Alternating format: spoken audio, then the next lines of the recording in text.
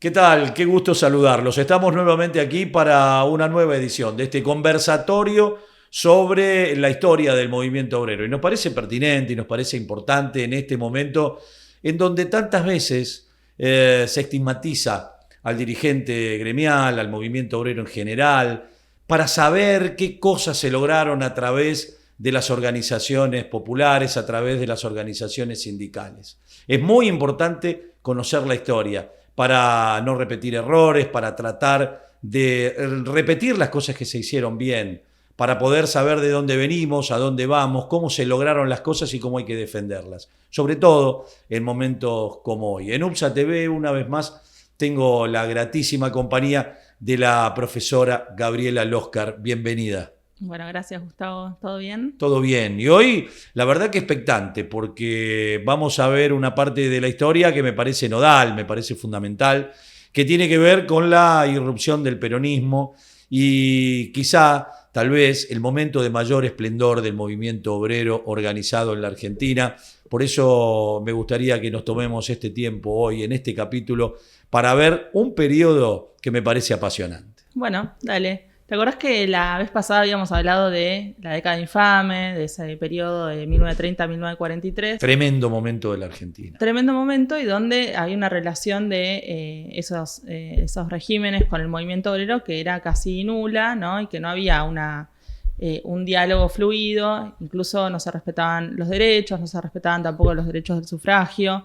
Era una época muy signada por el fraude, ¿no? La represión Entonces, al movimiento obrero. La represión, claro. Y cada protesta era reprimida. Exactamente.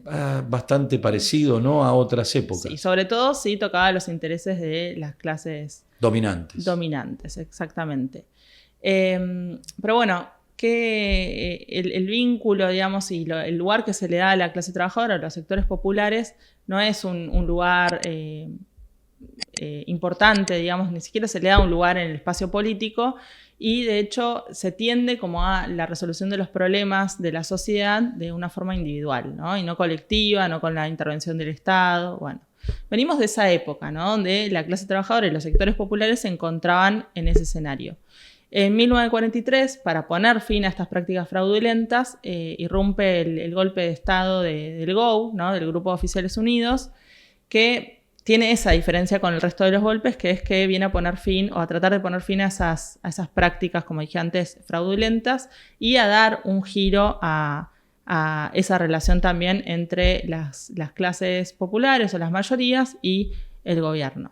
Entonces se da un periodo de transición con ese golpe del GOU, que es un grupo de oficiales unidos donde formaba parte Perón, ¿no? Juan Domingo Perón. Aparece como la figura fundamental de ese grupo, o por lo menos el que tenía una visión política por encima del resto. Sí, y una visión también de justicia social, ¿no?, de igualdad dentro de ese sistema capitalista. Entonces, dentro de su rol en la Secretaría de Trabajo y Previsión, que antes lo habíamos visto como el Departamento Nacional del Trabajo y que después va a ser Ministerio de Trabajo, dentro de esa secretaría va a generar un vínculo sobre todo con la clase trabajadora, ¿no?, con los sindicatos, y a otorgarles ciertos derechos o ciertas conquistas que se materializan, y eso afianza su vínculo desde ese lugar. ¿Qué cosas podemos mencionar que se materializan en este momento y que son significativas para la clase trabajadora y que hacen también a la construcción de este vínculo? La firma de convenios colectivos de trabajo, que hasta este momento tampoco eran, o hasta más adelante incluso en el gobierno de Perón, no son universales, ¿no?, sino que se dan por determinados sindicatos, pero se firman, por ejemplo, en 1944, 123 convenios colectivos, ¿no? Los convenios colectivos otorgan derechos que superan la legislación laboral. Otro dato importante es la creación del Estatuto del Peón Rural, también un hito en este momento. Sí, emblemático, ¿no? Claro, que regula la actividad rural, ¿no?, de los trabajadores. Una actividad que hasta allí era casi paternalista por parte de los patrones. Decía un patrón allí en algún momento de la historia, decía: lo que más nos molestó, que venía el peón y que a partir de Perón nos miraba a la cara cuando hacía un reclamo. Exactamente, sí. Bueno, imagínate en el trabajo rural, lugares inhóspitos, donde no había ningún tipo de regulación. Bueno, él a través de este estatuto también interviene de alguna manera otorgando ese derecho, ¿no? Bueno, se crean tribunales de trabajo, hay regímenes de jubilaciones también para algunos sectores, que después eso va a ser también universal. Pero, bueno, son distintas medidas que ayudan a este vínculo. Ahora, como decías vos, este lugar que se le da a la clase trabajadora, al movimiento obrero organizado, a través de sindicatos, no genera un buen efecto en los sectores dominantes y tampoco en la imagen de Perón, ¿no? Entonces van a generar ciertas movilizaciones y van a pedir por la destitución de Perón, ya con Perón como vicepresidente de Farrell, ¿no? Me imagino en aquel momento que estarían observando de manera muy alarmados los sectores dominantes de ver desde el Estado a alguien que le otorgaba beneficios, que los trataba de tú a tú, de que además mostraban cada vez mayor adhesión a este coronel, un joven coronel que aparecía con un carisma muy particular. Hay que también situarse en el momento y en la época en donde estábamos a los finales de la Segunda Guerra Mundial, en donde el mundo estaba absolutamente convulsionado y, como siempre, cuando se convulsiona el mundo, las clases dominantes empiezan a velar por sus privilegios. Y aquí aparecía alguien que proponía otra cosa. Que proponía otra cosa y que le da entidad a un sector de la sociedad que hasta ahora había estado excluido o marginado, ¿no? Y le da ese lugar en el plano político también, ¿no? Con participación del escenario político. Eso también hacía enojar a esa clase dominante. Esto, bueno, como decíamos, del 44-46, Perón es vicepresidente de Farrell hasta las elecciones.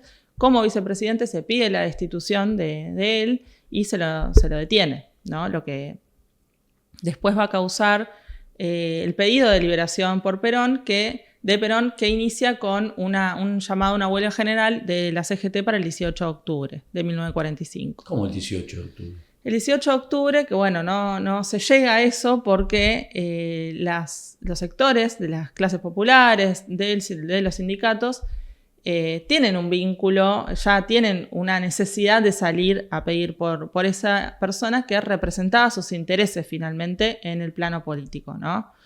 Pedía la CGT claramente la No, la CGT de llamaba una huelga general para el 18 de octubre pidiendo de modo general por la liberación de presos políticos, pero no por la liberación específicamente del general Perón en este caso. Así que las masas se sienten convocadas y se anticipan a esa huelga general y se autoconvocan y se organizan para ir a Plaza de Mayo, ¿no? Muchas personas autoconvocadas, otras más organizadas, pero todo confluye en la Plaza de Mayo, en el acto que todos conocemos como el 17 de octubre y que hoy es recordado también como el Día de la Lealtad, ¿no? Es el acta fundacional del movimiento peronista. Sí, exactamente, podemos decir eso. Y también a mí me parece importante destacar como el efecto o el acto simbólico que esto implica, porque la Plaza de Mayo hasta ese momento era transitada y ocupada por sectores altos de la sociedad, por algunos, ¿no? Por esos sectores minoritarios. Y con esta ocupación del espacio público en este caso, incluso con los pies en la fuente, ¿no? Como algo que no había sido visto antes en la Plaza de Mayo, un poco refleja eso que se estaba dando sí a otro nivel, que es que la clase trabajadora y los sectores populares habían empezado a tener otro lugar dentro de la sociedad. Aquello que decía Scalabrini del subsuelo de la patria sublevado.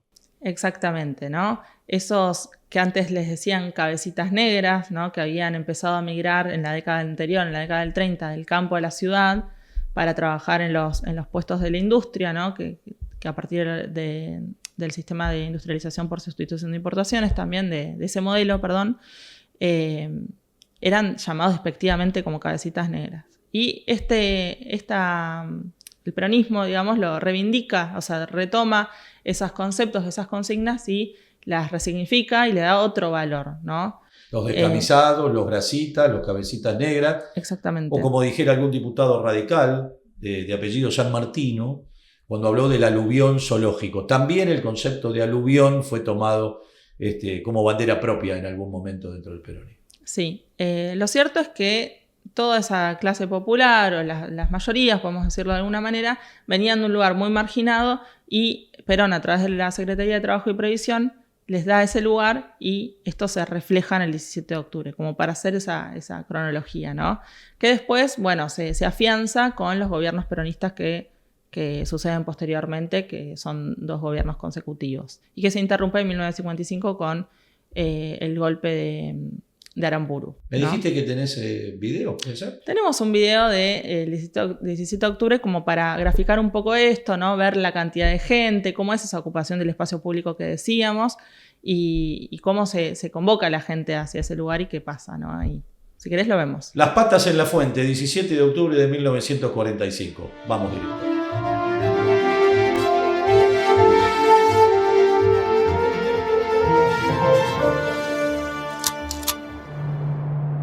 La avenida Mitre, en el barrio de Avellaneda, se encuentra repleta de manifestantes.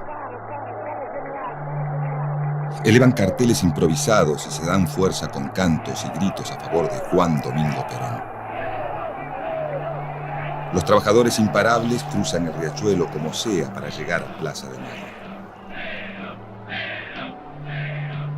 El hombre por quien el pueblo clama es trasladado desde la isla Martín García, en donde se encuentra preso, hacia el hospital militar. Hay clima de confusión y aunque Perón ha sido obligado a renunciar a sus cargos y aparentemente está preso, realiza llamadas, recibe a políticos, a funcionarios civiles y militares y hasta lo visita una delegación obrera. Pero nadie puede asegurar si está internado, detenido o en libertad. En la calle la multitud utiliza cualquier medio para llegar a la plaza. Lo hace a pie, en autos, camiones, colectivos o tranvías. Algunos negocios cierran sus persianas por temor y muchos vecinos se recluyen desconfiados en sus casas. Hombres y mujeres de clase media y alta, desde los balcones porteños, sin comprender demasiado, contemplan atónitos el avance de los que muchos de ellos llaman cabecitas negras. Son en su mayoría obreros, hombres y mujeres humildes oriundos de todo el país, dispuestos a llegar al centro del poder. En la Casa de Gobierno, el presidente de la Nación, Edelmiro Farrell, y el ministro de Guerra, el general Eduardo Ábalos, reciben los continuos informes de la policía, dando cuenta del desarrollo de los acontecimientos. Con la llegada de la noche, mientras la Plaza de Mayo se ilumina con antorchas improvisadas, Perón se entrevista con Farrell en la residencia presidencial, desde donde se dirigen juntos, tras 40 minutos de reunión, a la Casa de Gobierno. La multitud que lo espera en la plaza y sus alrededores es imponente.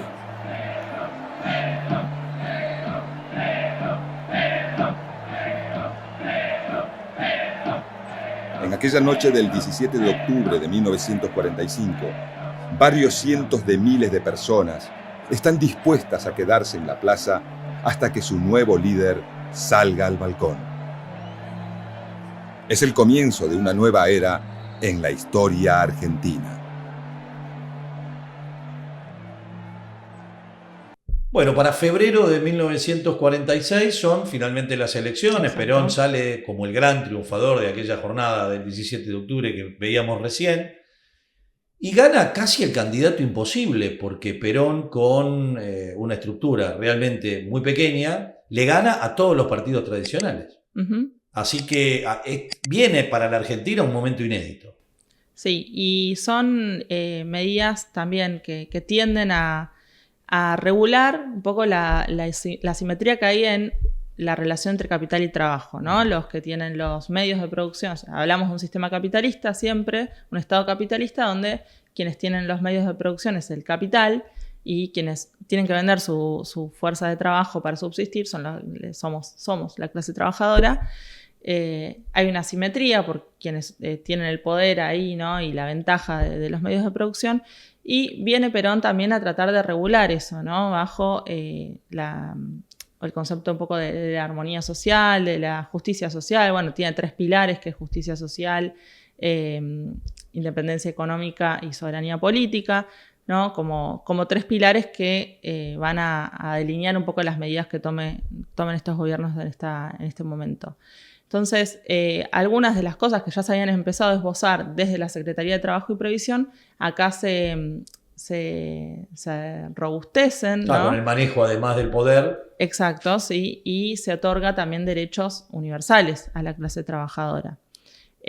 Hablamos también de la creación y el fomento de la industria nacional en este momento, ¿no? Como un impulso un poco más fuerte de la industria nacional, bueno, la creación del IAPI, de los planes quinquenales, un montón de medidas que por ahí hoy no vamos a profundizar en eso porque nos interesa un poco más hablar del movimiento obrero, pero que tienden a aumentar ese trabajo industrial, aumenta el empleo, o sea, crece el empleo y crece también, por supuesto, la tasa de sindicalización, ¿no? En este momento. Eso repercute directamente en el fortalecimiento de los sindicatos como organizaciones de la clase trabajadora y del movimiento obrero. Un sindicalismo que me parece que es atípico en el resto del mundo por las cosas.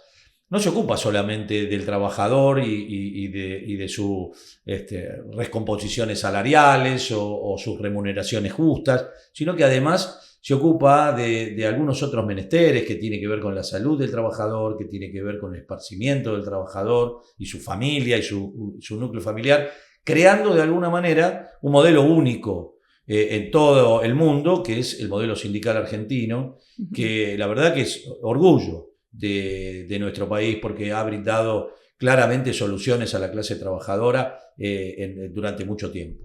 Sí, primero en relación a lo que decís en la primera parte, está esto de la ocupación del espacio, ¿no? Y que las personas, la clase trabajadora realmente tenga el derecho y los sectores populares o de más bajos recursos tengan las mismas condiciones, ¿no? Que los otros sectores de la clase social, o sea, de las distintas clases sociales. La gratuidad universitaria. Exactamente. Es una de las cuestiones, uno de los pilares también. Exacto. De la dinámica social ascendente. Y ahí también tenemos un material, ya que lo mencionaste, me parece bueno ponerlo acá. ¿Me sorprendiste? Sí, te sorprendí, ¿viste? Yo traigo así cositas como para sorprender. ¿Cuál es la visión del peronismo sobre la educación pública y gratuita, sobre todo de las universidades, y cuál es el rol que cumple la universidad pública en una sociedad como la nuestra, ¿no? Donde él explica que los hijos de los obreros empiezan a ir a la universidad y qué pasa con cuál es el aporte también de esas personas que pueden acceder a la universidad en la sociedad y en el modelo que se plantea. ¿Quién lo explica? ¿Quién lo explica? Lo explica Perón. Bueno. ¿Querés que lo veamos? Sí, lo explica Dale. Perón. Son 4 minutitos nada más. En la República Argentina, en nuestra época, había 4 millones de población estudiantil. De esos 4 millones, solamente 300.000 hacían los estudios secundarios. De manera que de la escuela primaria a la enseñanza secundaria ya había un descarte de 3.700.000 muchachos. De esos 300.000 iban a la universidad nunca más de 100.000 en todas las universidades. De manera que ya en esa etapa había otro descarte de 200.000. ¿Qué pasaba con estos 3 millones largos que al terminar la escuela primaria no podían ir al secundario porque no tenían medios, porque como la enseñanza era cara, ninguno de ellos podía seguir los estudios superiores? Y estos iban a los potreros, que eran las escuelas de delincuencia más conocidas. Y nosotros no tuvimos delincuencia infantil. ¿Por qué? Porque en Buenos Aires más de 50.000 muchachos tenían sus clubes. Esos clubes los hacía el Estado y se lo entregaba a los vecinos que lo administraban y lo llevaban adelante.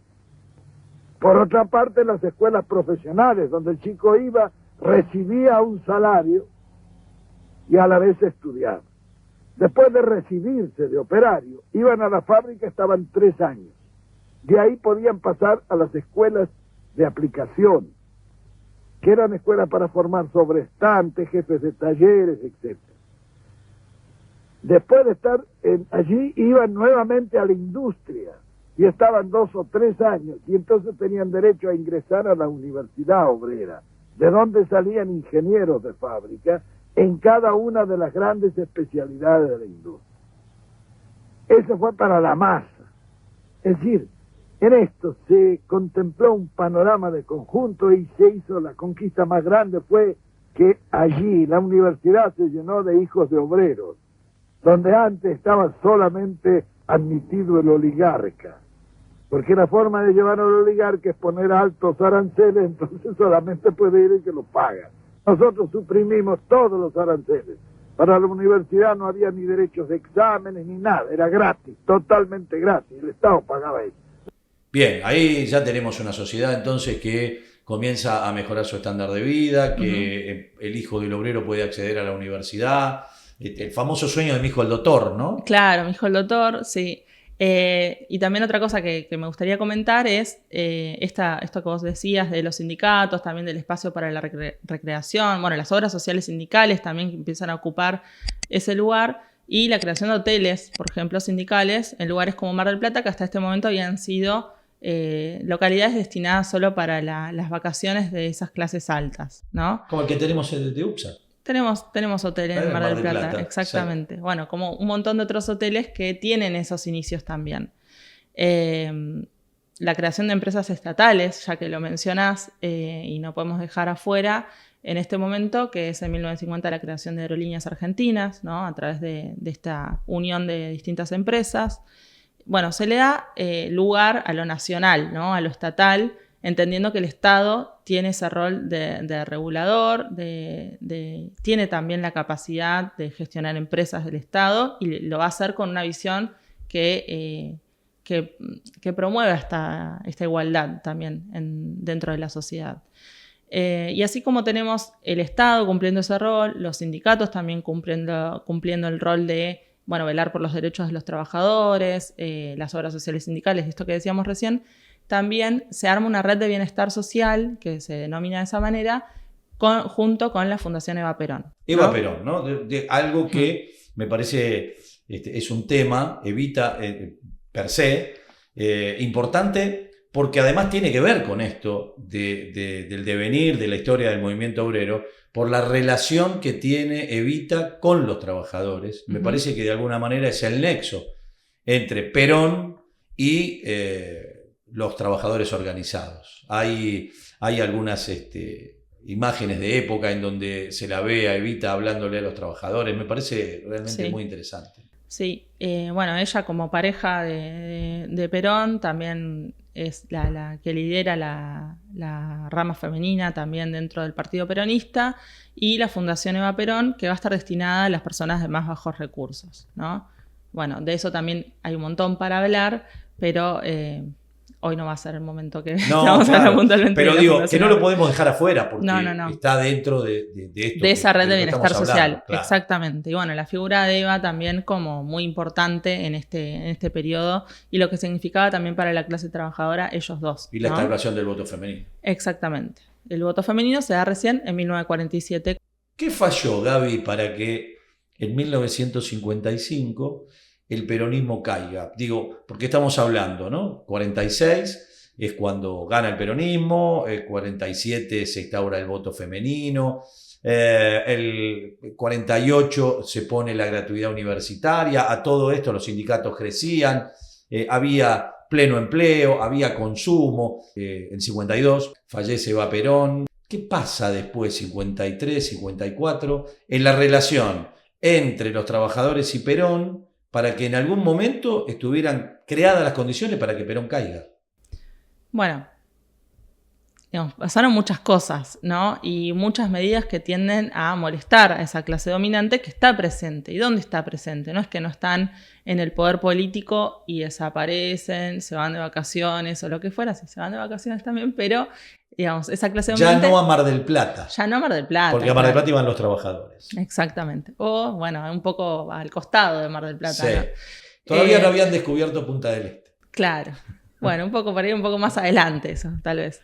Pero esa clase dominante está ocupando el lugar como poder político, poder económico, ¿no? Entonces, el lugar que se le da a la clase trabajadora, los derechos que se otorgan a la clase trabajadora, genera también mucho malestar. Una de las cosas que conforman o que despliegan ese lugar para la clase trabajadora es el decreto de asociaciones profesionales de trabajadores, que después va a ser una ley, que le da una estructura muy distinta al sindicalismo como le conocíamos hasta el momento, y le da una estructura centralizada y verticalista. Se arma una especie de estructura piramidal donde están los sindicatos, que son las organizaciones de primer grado sobre la base, que están afiliadas a federaciones, que son las organizaciones de segundo grado, y estas federaciones a las de tercer grado, que en este caso sería la CGT. Y en este momento, o sea, es una estructura piramidal donde se ve como el verticalismo, ¿no?, de ese tipo de estructura, y donde la CGT va a ocupar, va a ser la columna vertebral también de este movimiento, ¿no?, a través de los cuales desde la cúpula de la CGT se bajarían lineamientos, ¿no?, y esta relación entre el gobierno y la clase trabajadora hacia las bases. ¿Y qué tenemos en las bases para garantizar el cumplimiento de esos derechos o de la legislación laboral, de los convenios colectivos de trabajo? Las comisiones internas, que van a ser esos grupos de delegados, de representantes gremiales, que van a estar en cada establecimiento.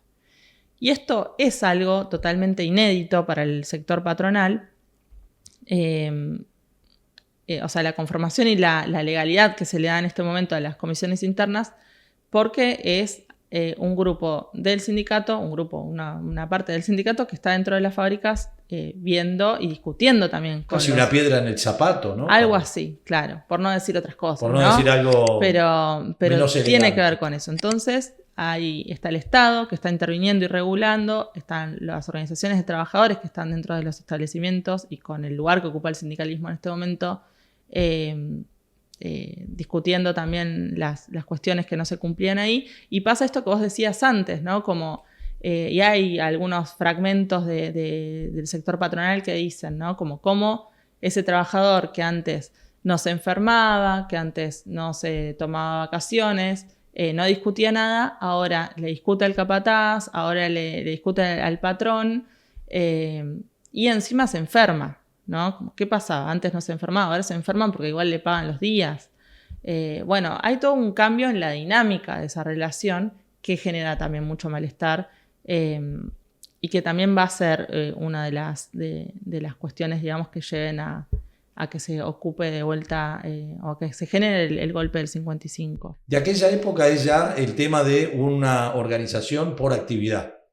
Sí. Lo cual le da mucha fortaleza a los gremios. Claro, en este momento con esa ley de asociaciones profesionales hablamos de la estructura verticalista centralizada, pero también la personería gremial, que es aquel sindicato que tenga mayor representación de los trabajadores, va a hacer que se sienta a negociar, ¿no?, en las negociaciones colectivas, que negocie paritarias, condiciones de trabajo superadoras a lo que establecía la legislación laboral. Estos derechos que se conseguían alcanzaban a toda la población de esa rama de actividad, estando afiliados o no. Esto es importante decirlo porque hace que un derecho a un logro sea universal, ¿no? Esta cosa destierra aquello de algún discursito por ahí, del clientelismo, de la prepotencia sindical, porque cuando se consigue el logro, se consiguen para los que están afiliados y también para los que no. Hasta yo diría de manera injusta. Porque el que está afiliado hace un aporte, aquel que está afiliado tiene un nivel de compromiso, aquel que está afiliado asume una responsabilidad, el que no está afiliado no asume nada y tiene beneficios también. Y si nadie estuviera afiliado, nosotros no tendríamos la representatividad que tenemos. Hablo ya como dirigente gremial. Gaby decía que por allí, hasta ahí, todo fantástico, venía todo bien. Dicen que en la Argentina un par de sequías complican cualquier gobierno y la Argentina tuvo allí por 53, 54 2 temporadas muy malas del agro y que obligaron a Perón a tomar medidas económicas por ahí un poco más ortodoxas. Sí, y que eso demuestra que lamentablemente, pese al fomento de la industria, sigue siendo un país que depende de la agroexportación para el ingreso de divisas. Un país que fabricaba aviones, fabricaba trenes, fabricaba automóviles, sin embargo, seguía dependiendo del agro. Exactamente, y que esas condiciones también hicieron que no estén dadas las condiciones más óptimas como para sostener eso, y bueno, digamos que las Fuerzas Armadas también estaban ahí muy presentes, un sector de la Iglesia Católica también, presionando para la caída del gobierno de Perón. Y sectores de la prensa. Sí, exactamente. Pero bueno, en definitiva, yo me gustaría como hacer un repaso Sí. de más allá de un montón de cuestiones que se pueden hablar del gobierno peronista en general, lo que tiene que ver con el movimiento obrero, con los logros, y que esto no es tampoco de un día para el otro, sino que es respuesta a esas luchas que se venían dando desde el movimiento obrero organizado desde sus inicios en Argentina, ¿no? Encontró Perón por allí una válvula de escape, un líder. Como exacto, y una persona, un gobierno, mejor dicho, que dio un lugar en ese escenario para la participación de la clase trabajadora, para intervenir en los sectores de bajos recursos, pero la clase trabajadora también para actuar, ¿no? Como un sujeto político reconocido. Eso es importante como destacar. Y pese a algunas críticas que hay, que bueno, hay diferentes autores para leer, como la autora Luis Doyon, que va a hacer un trabajo bastante exhaustivo y una crítica sobre la burocracia que se genera en esa estructura verticalista que decíamos antes, ¿no? Por la lejanía entre la cúpula y las bases y demás. Pese a eso se logran muchas cosas para los trabajadores de forma universal y colectiva, ¿no? Hay una tasa de afiliación muy, muy grande en este momento. Bueno, encuentra la clase trabajadora en este momento un lugar que le es dado también. Entonces hay una cuestión ahí bastante también recíproca, ¿no?